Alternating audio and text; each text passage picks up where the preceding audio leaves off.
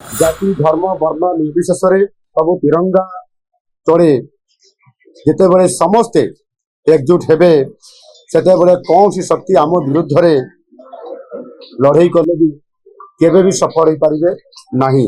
मो सर्वप्रथमे आम देशर तीन बाहिर जवान मानू आम माँ मानक सिंदूरर मर्यादा और संकल्प रक्षा करिथिबारु समानक मु सलाम करुछि। आज आपण मानकर सहित तिरंगा यात्रा रे सामिल होई मु निजको गौरवान्वित मन करुछि। देशर अखंडता देशर एकता और अखंडता रो प्रतीक होछि आम भारतर तिरंगा। शांति हो बा युद्ध हो सबु परिस्थिति रे आम तिरंगा समस्त हृदय रे रही थाए। ऑपरेशन सिंदूर रा सफलता निश्चित भाव रे आज आमको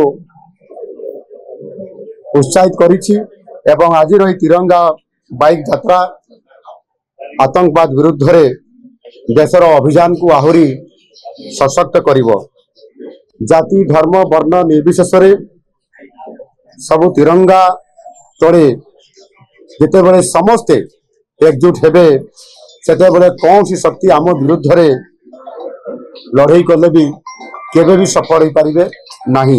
एणु राष्ट्रीय एकता सहिष्णुता बंधुत्वर प्रतीक जो तिरंगा ये निश्चित भाव में देशवासी आम ये जातीय पताका को संपूर्ण भाव में याकू नहीं गर्व करुछंती एवं आमर देशर प्रधानमंत्री तांकर नेतृत्व रे आज जो ऑपरेशन सिंदूर आज ऑपरेशन सफल होईछि।